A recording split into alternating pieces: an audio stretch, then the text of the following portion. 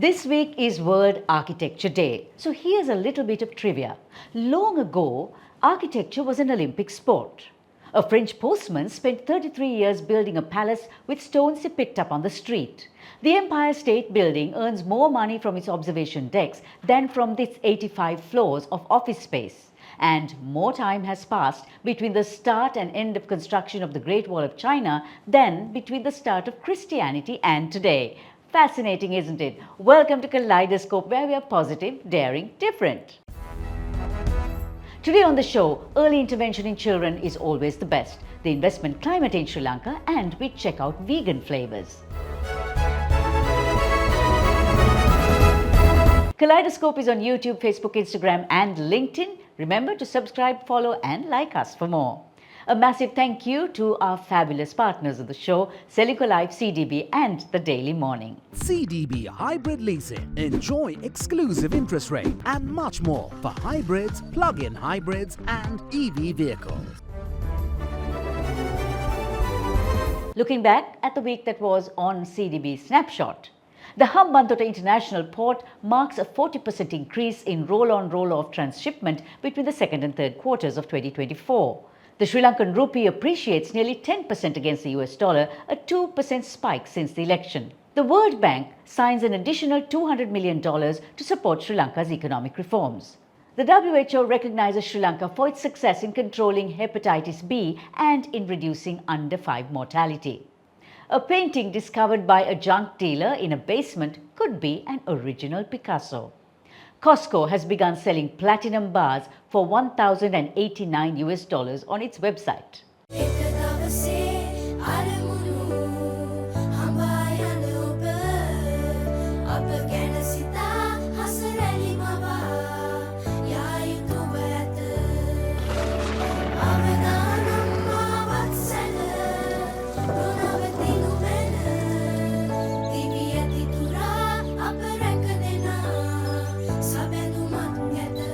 You focus on your goals. We will take care of the risks. Srilanka Life.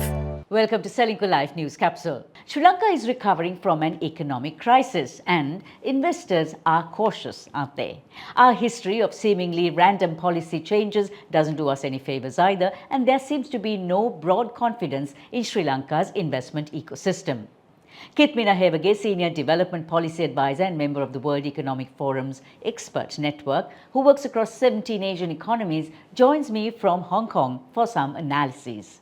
Kitmina, welcome. What are the drawbacks and what are the strengths for an investor looking at Sri Lanka? One is obviously our labor force, which is quite highly educated, and also the location of the country in terms of how close it is to India and the Indian subcontinent, and also the location in terms of the broad Asian region, as well as the connection to the Middle East and the West.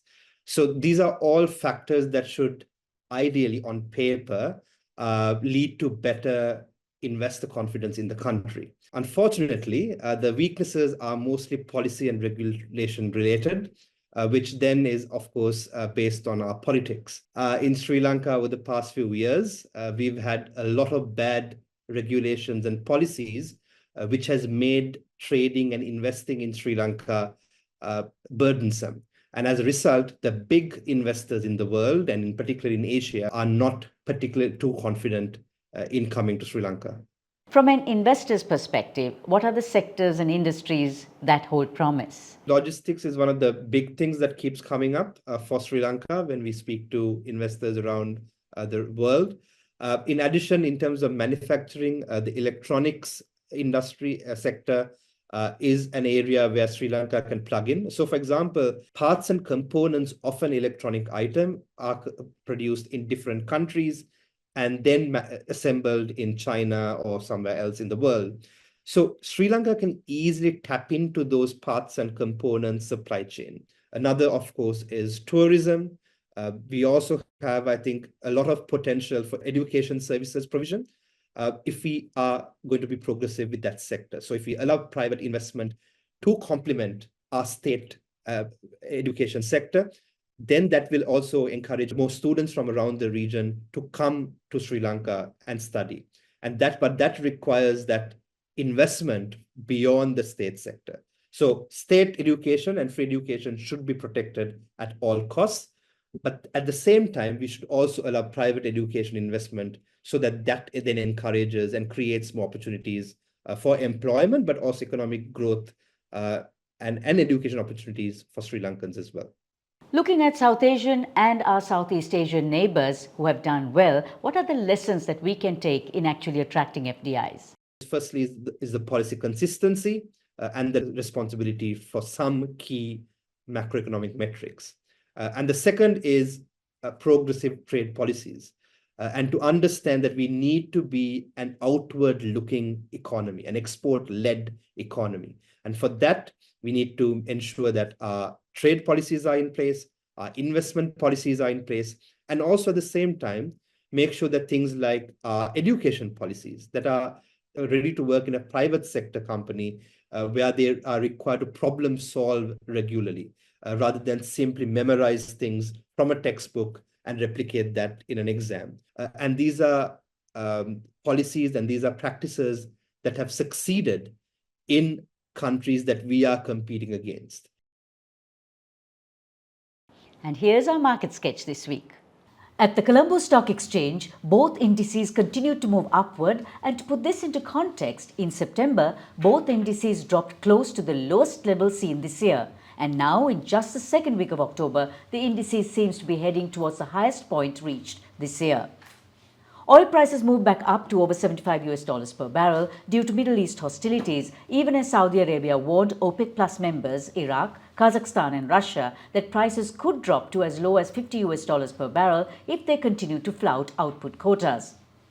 Gold prices fell by 1%, down from all-time highs to $2,620 per ounce, as recent US employment data lowered expectations for a bigger US rate cut.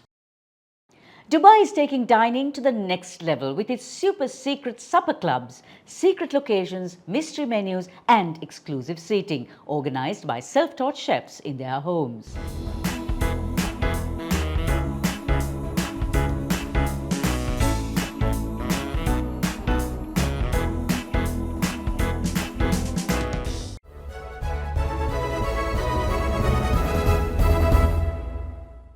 The early years of education are crucial, especially for children with developmental delays. Identifying these delays at an early stage can significantly benefit a child's educational outcomes and, of course, the overall quality of life.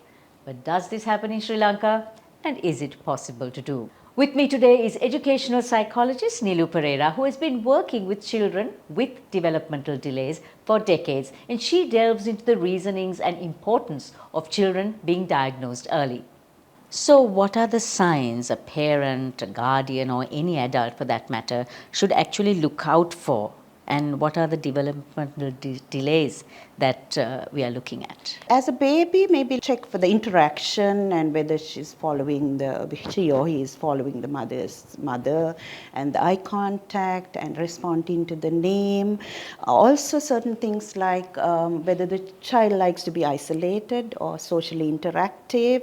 And then when it comes to school stage, you can see whether the child can follow instructions and then finish up the work. And when it comes to like attention deficit or something like that, whether the child can finish the work on time and given task is completed and whether you're paying attention. Those are little things that you can just keep an eye on when they're developing. But then by observing, and if a child has a little bit of difficulty in school and with speech delay and social interaction, cognitive development, all those things together, we can identify a child as early as possible. That means we can develop the child to a great extent. When a child is disruptive or naughty, as they put it, most often a teacher or even a parent, punishes them and puts them away and says, behave yourself.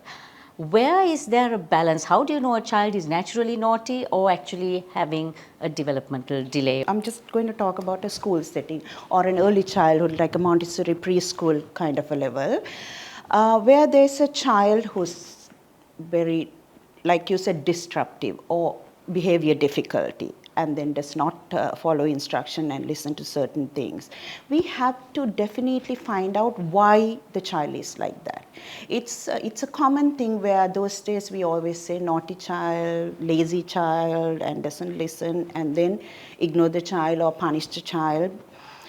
That doesn't really work now, because there are so many resources available, so many professionals are available to observe and identify the child. So it is important to find out why is the child disrupted. Maybe he has attention difficulty, maybe he has a communication difficulty, maybe he has a social skill development difficulty where the child can't interact with the other children. As a result, he is disruptive in the classroom. Or maybe he can't cope with the work, he's developmentally delayed cognitively, so he can't cope with the work, we can't actually find great fault in the teachers and the caregivers and the educators in the classroom, because they also have a syllabus to cover, they have certain things to finish and certain goals to meet, so they prefer them all working at the same level, and it doesn't happen. My thing is, I always request them to please find out, just inform the parents, get the parents to be aware of the child. Is the child the same way at home? That's where you begin to observe and identify little things where you can mark and then get professional help to get an assessment done.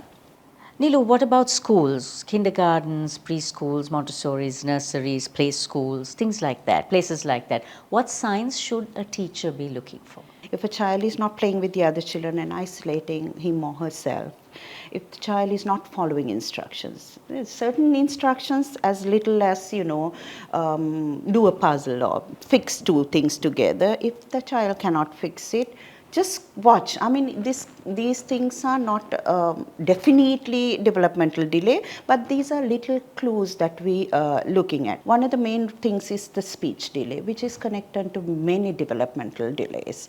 So check on those things and have a communication with the parents. Keep the educator, that is the Montessori teacher or a preschool teacher or a caregiver, need to always communicate with the parent if a child is not developing like the rest of them. What are the challenges faced with early diagnosis, the accuracy of it?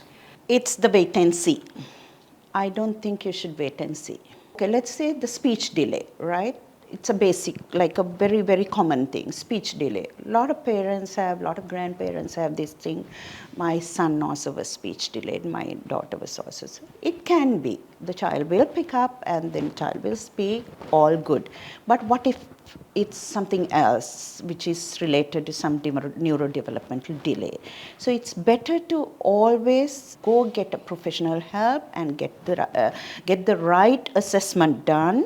And then intervene and start the speech therapy or whatever you need, the occupation therapy, or it's multidisciplinary therapy that we do together, because it's not one thing. So it's always better to get help than wait and see. Let's hope that at least one family, one child is helped with our discussion.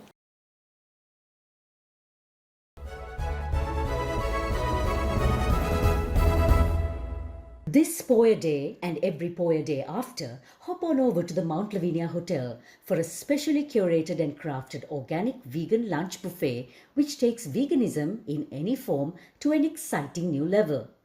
In collaboration with Forest Garden Organics, the Mount Lavinia Hotel conjures up the magic of nearly 100 dishes, each with its own flavor and each with its own story to tell.